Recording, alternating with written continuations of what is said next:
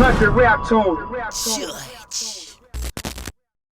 Who was following me, you know what I mean, back in the Ghetto Boy days on those intros, I felt like the rap game was the new dope game. So, you know what I mean, I was trying to breathe life into the homies in the hood to come and get in this game. My vision was, at the time, was to tap into a real homie in every city so we could become our own major. You know what I mean? That's the way my mind was ticking. And when you have a mind like that, you know, the DEA and all these kind of people don't like it. So, to make a long story short, here's what they tried to do to me. I'm probably one of the only brothers I know that got 12 felonies and beat all of them, you know what I mean? They said booby trap after booby trap trying to destroy my movement. And ultimately, they got these two guys, one of them named Jack Schumacher, the other one named Chad Scott. And Schumacher, they was a hitman. This man killed over 8 people, you know what I mean? And they put him on me, you know what I mean? Put him on my hood, on the ward. And he destroyed a lot of lives. And, you know what I mean, would exercise his gangster tactic every day, sending threats at me on my life and what they were going to do to me. And ultimately, one night, they pulled me over about 3 or 4 in the morning.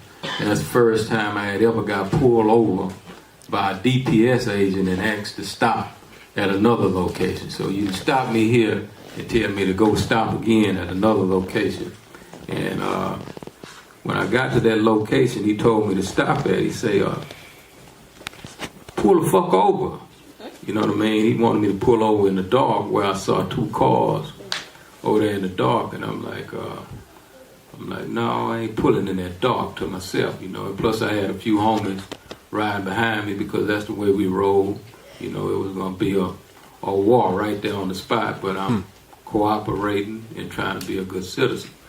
So I went over to the gas station, and he pulled behind me. Why you didn't fucking pull over? I say, sir, I didn't want to pull in that dark where you think I was trying to harm you, and I didn't want you to think I didn't want you to think you was trying to harm me. What's the problem? You were swerving. I said, you got the wrong man. I said, I wasn't swerving. I don't drink. I don't smoke. I wasn't swerving. Where your guns? I say, my guns is right under my seat, my hands on the steering wheel. What you want me to do? So I got out the car. And to make a long story short, this dude, you know, made some type of eye contact. And one of the DEA agents by the name of Chad Scott came over with football paint under both his eyes and an army fatigue uniform on. And a cutlass, an old school cutlass. So at that moment, you know, I'm like, you know, who is this dude? And anyway, they decided to let me go, right? They decided to let me go and give me a warning ticket and take some of my bullets out of my gun, unloaded my gun, took some of my bullets. So when I got home and analyzed everything and played it back in my mind, I said to myself, I say, these dudes trying to get me in this dark, and I couldn't figure out what they wanted me in that dark for, but I did figure out it ain't good.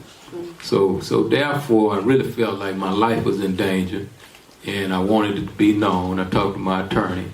I say, tell me what I need to do to document that I'm in fear of my life, because at that point, I know it had to be them or me.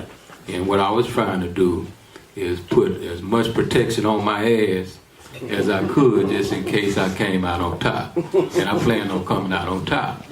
So this is what led to me having to go to Washington, D.C. before Congress, you know, in a Congressional hearing.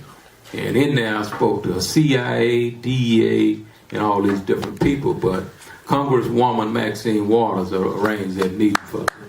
And Janet Reno, you know, rest in peace, Janet Reno. They arranged that meeting for me, and I must tell you, when it comes to Soldierette, Maxine Waters, Congresswoman Maxine Waters, she will stand for us, you know what I mean? I tell everybody, I know men are supposed to be the ones with nuts, but this woman you know what I mean, had nuts that I had never, you know, imagined she would have. I was glad to see her. But to really sum that up, I left there and I explained to them people, I said, y'all got a hitman on me. I mean, feel my life. I wanted them to type that and document it. And then I wanted to go on back to Houston and deal with whatever I had to deal with. And they decided, because these guys were taking jewelry from my guys, jumping on guys, and I explained it to them, and they found some jewelry in one of the DEA agents' desk drawer, you know what I mean, which they decided to reprimand one and put the other one on a desk job. Now, to sum it up, this was over a decade ago. Now, this guy, Chad Scott, you know, a DEA agent, they moved him to Louisiana.